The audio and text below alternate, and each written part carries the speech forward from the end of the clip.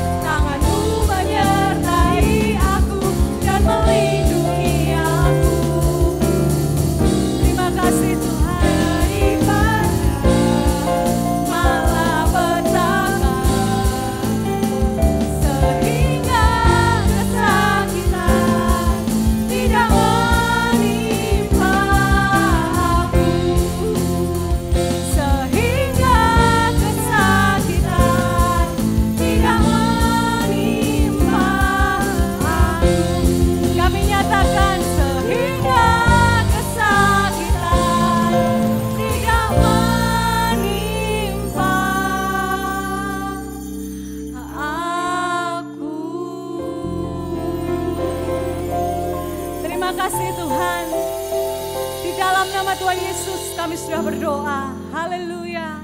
Amin. Shalom teman-teman. Bagaimana kabarnya?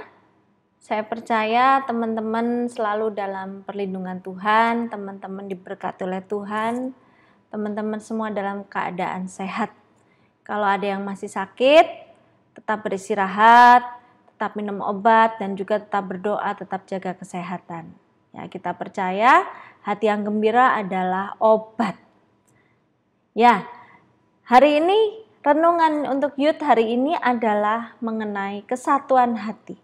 Kesatuan hati di mana? Kesatuan hati dalam keluarga. Kenapa kok kita harus bersatu hati dalam keluarga?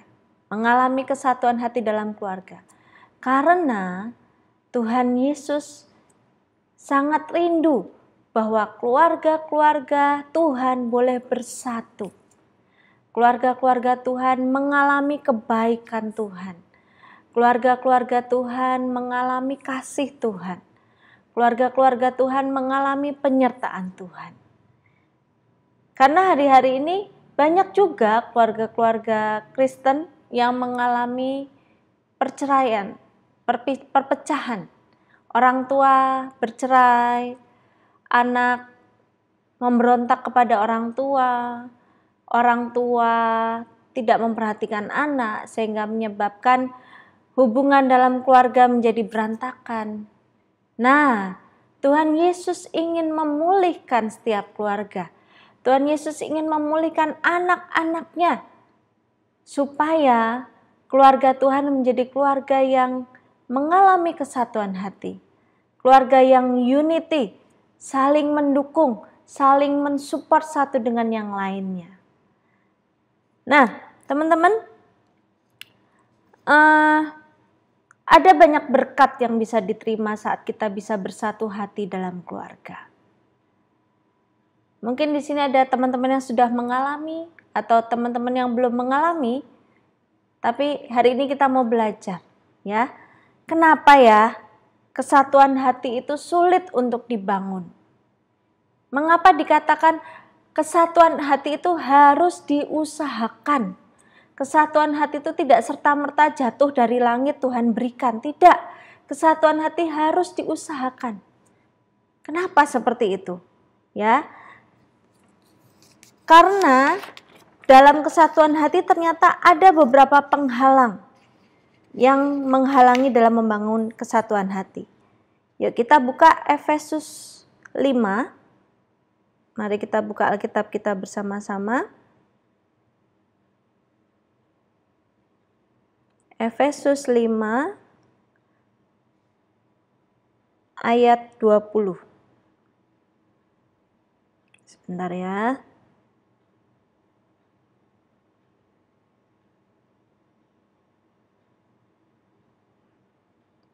Efesus 5 ayat 20 berkata, "Ucaplah syukur senantiasa atas segala sesuatu dalam nama Tuhan kita Yesus Kristus kepada Allah dan Bapa kita." Sekali lagi, ucaplah syukur senantiasa atas segala sesuatu dalam nama Tuhan kita Yesus Kristus kepada Allah dan Bapa kita. Penghalang dalam membangun kesatuan hati yang pertama adalah kita kurang mengucap syukur. Berapa banyak kita sebagai anak-anak terus membanding-bandingkan orang tua kita dengan orang tua teman kita atau orang tua saudara kita. Ya enak deh punya orang tua macam model A. Anaknya mau apapun dikasih. Enak nih punya orang tua model B. Anaknya lagi susah orang tuanya selalu ada. Enak punya orang tua model C dan lain-lain. Kita membandingkan orang tua kita dengan orang tua orang lain. Dengan keluarga yang lain. Akhirnya apa? Kita tidak bisa melihat satu kebaikan pun dari orang tua. Karena tidak bisa melihat satu kebaikan pun dari orang tua, akhirnya kita memiliki pikiran negatif terhadap orang tua. Bahaya teman-teman, saat kita punya pikiran negatif terhadap orang tua, berarti kita mulai muncul pemberontakan. mulai muncul ketidaktaatan. Ya, saat kita mulai muncul ketidaktaatan, muncul pemberontakan, akan banyak masalah demi masalah yang terjadi dalam hidup kita. Yang kita bisa lakukan adalah kita menerima keberadaan orang tua kita. Kita menerima keberadaan papa mama kita. Kita mengakui segala kebaikannya, segala kelemahannya, segala kekuatannya. Ya. Dan kita tidak membanding-bandingkan dengan orang tua yang lain. Ya, karena setiap keluarga punya ciri khasnya masing-masing. Setiap keluarga punya gayanya masing-masing. Kita nggak bisa untuk menyamakan keluarga kita dengan keluarga yang lain. Ya. Begitu juga dengan orang tua. Kadang orang tua juga kurang mengucap syukur dengan keberadaan anaknya. Padahal setiap anak memiliki potensi yang berbeda-beda. Setiap anak memiliki keunikan yang berbeda-beda. Nah, maka teman-teman, kakak ajak, saya ajak, yuk kita coba duduk sejenak. Kita renungkan, nggak usah banyak-banyak lah ya, 5 hal. 5 hal baik yang ada dalam kedua orang tua kita. Ya, nggak usah banyak-banyak, kita duduk sejenak, renungkan 5 hal baik yang ada dalam kedua orang tua kita. Kemudian, bersyukurlah akan hal itu. Saat kita bisa mengucap syukur untuk setiap kebaikan dari orang tua kita bisa berpikir positif tentang orang tua kita. Kita bisa menghormati orang tua kita, ya. Kita bisa mengasihi orang tua kita.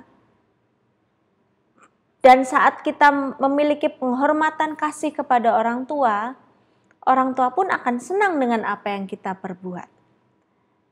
Nah, kebanyakan kita tidak bisa mengucap syukur karena kita lebih banyak melihat kekurangan orang lain. Kekurangan orang tua kita. Jadi mari teman-teman, saya ajak untuk kita bisa mengucap syukur, banyak-banyaklah melihat hal yang baik dari orang tua kita. Ya. Kemudian yang kedua, apa sih penghalang dalam kita membangun kesatuan hati dalam keluarga? Kesombongan.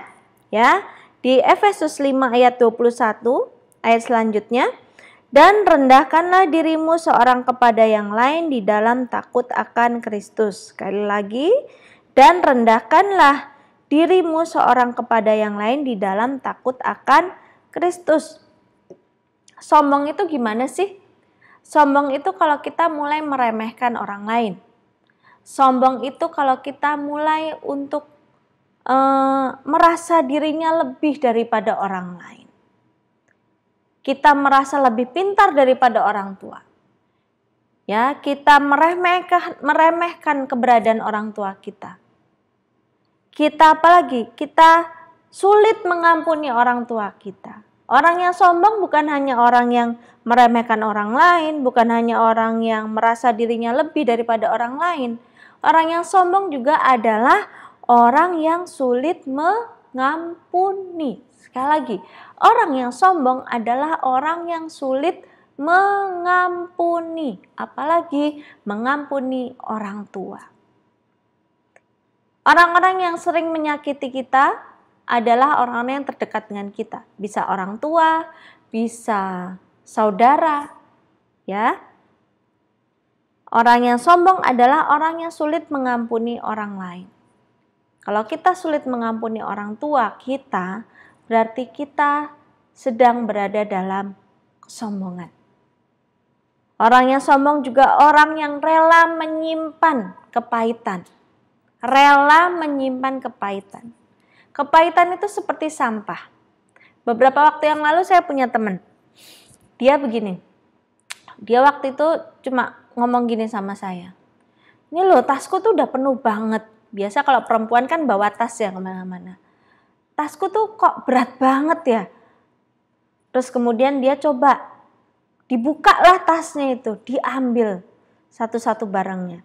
Ada buku, ada bolpen, ada alat make up, ada sisir, ada dompet, ada HP, hand sanitizer, tisu. Nah, kemudian ada yang tidak disangka-sangka. Ternyata ada banyak sekali sampah yang dimasukkan dalam tas itu, sehingga tas itu menjadi berat. Dan sampah itu jumlahnya melebihi barang yang seharusnya ada dalam tas tersebut. Sehingga saat sampah itu dikeluarkan, tas itu menjadi lebih ringan, di bawahnya itu menjadi lebih enak. Ya. Nah, begitu juga dengan kepahitan, teman-teman. Saat kita rela menyimpan kepahitan, kita ternyata sedang menimbun sampah dalam hati kita. Sampah itu bisa mengotori hati kita, sampah itu bisa mengotori pikiran kita, sehingga kita sering berpikir yang aneh-aneh tentang orang lain, tentang orang tua kita. Sampah itu bisa mengotori hati kita sehingga kita tidak bisa mengasihi orang lain, seperti Kristus mengasihi kita. Ya. Dan akhirnya apa? Tidak ada sukacita dalam hidup kita. Yang ada adalah semua terasa berat. Ya, maka teman-teman, saya ajak, ayo kita keluarkan sampah-sampah yang enggak berguna dalam hidup kita. Kepahitan-kepahitan yang enggak berguna dalam hidup kita. Buang semuanya. Jangan simpan dalam hati kita. Jangan simpan dalam hidup kita karena itu akan merugikan kita sendiri. Ya, datang kepada Tuhan Yesus. Katakan apa yang menjadi kepahitan-kepahitanmu, berdoa sama Tuhan Yesus. Biar Tuhan Yesus ampuni, Tuhan Yesus pulihkan kita, Tuhan Yesus berikan sukacitanya kembali. Sehingga apa teman-teman? Kita bisa hidup dalam kerendahan hati. Kita bisa hidup untuk saling mengampuni dan saling mengasihi. Nah itu ya, jadi penghalang dalam membangun kesatuan hati adalah yang pertama, kurang mengucap syukur, yang kedua adalah kesombongan. Tentunya ada janji Tuhan dalam kesatuan hati atau dalam unity dalam keluarga. Ya, kita buka Matius 18 ayat 19.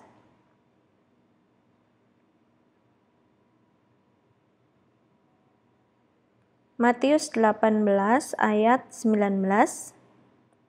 Dikatakan, dan lagi aku berkata kepadamu, jika 2 orang daripadamu di dunia ini sepakat meminta apapun juga, permintaan mereka itu akan dikabulkan oleh Bapa-Ku yang di sorga. Sekali lagi, dan lagi aku berkata kepadamu, jika 2 orang daripadamu di dunia ini sepakat meminta apapun juga, permintaan mereka itu akan dikabulkan oleh Bapa-Ku yang di sorga.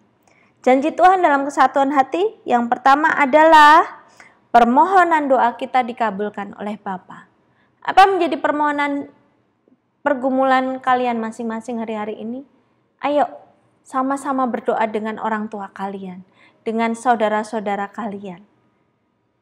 Saya percaya jika dua orang saja sepakat meminta dalam nama Tuhan, ya, permintaan mereka itu akan dikabulkan oleh Tuhan. Ya. Yang kedua, janji Tuhan dalam unity adalah kita menikmati kehadiran dan kemuliaan Tuhan. Masih dalam Matius 18 ayat 20 dikatakan, sebab di mana 2 atau 3 orang berkumpul dalam namaku, di situ aku ada di tengah-tengah mereka. Jadi jika Tuhan Yesus ada di tengah-tengah kita, dalam keluarga kita itu ada sukacita, ada suasana surga. Suasana surga itu yang bagaimana? Suasana surga tidak ditentukan seberapa banyak kekayaan yang kita miliki. Ya, seberapa banyak materi yang kita miliki. Tapi kebahagiaan ditentukan oleh seberapa besar Tuhan Yesus ada dalam kita. Bagaimana Tuhan Yesus ada dalam kita? Ada di tengah-tengah kita. Suasana yang bagaimana yang akan kita rasakan? Yang pertama adalah kita ada kebenaran dalam keluarga kita. Kalau ada kebenaran, pasti ada damai sejahtera. Kemudian ada kasih. Kalau sudah ada kasih, pasti ada pengampunan. Ya, dan ada sukacita. Ya, jadi teman-teman, ayo alami semua ini. Ayo alami semua ini bersama keluarga kita. Kita mengalami kesatuan hati dalam keluarga kita. Kita menikmati kehadiran Tuhan. Kita menikmati kemuliaan Tuhan dalam keluarga kita. Ada kebenaran dalam keluarga kita, ada kasih, ada sukacita, ada damai sejahtera. Dan kakak percaya pasti kehidupan keluarga kita pun akan penuh dengan masa depan. Ya. Nah, sekarang apa sih yang harus saya lakukan? Ya, apa yang harus kita lakukan bersama-sama supaya kita memiliki kesatuan hati dalam keluarga? Yang pertama adalah mengucap syukur. Mengucap syukur untuk keberadaan orang tua kita, keberadaan saudara-saudara kita, itu hal yang baik, ya. Banyak-banyaklah melihat kebaikan daripada keburukan. Banyak-banyaklah melihat sisi positif daripada sisi negatif. Karena itu akan membentuk pikiran kita, membentuk hati kita, kita bisa menerima orang lain. Yang kedua adalah kita saling melayani. Hidup dalam kerendahan hati, saling melayani. Saat kita saling melayani dengan anggota keluarga kita, ada kesatuan hati di dalamnya. Ya. Saling melayani tidak harus di gereja, ya teman-teman, di keluarga pun kita bisa saling melayani. Saling merendahkan hati, itu kita saling melayani. Saling memperhatikan, saling mendoakan, itu kita sedang saling melayani. Apalagi hari-hari ini begitu banyak beban yang harus ditanggung oleh orang tua. Kita sebagai anak harus full support orang tua kita. Doakan terus orang tua kita. Hujani orang tua kita pun dengan kasih sayang.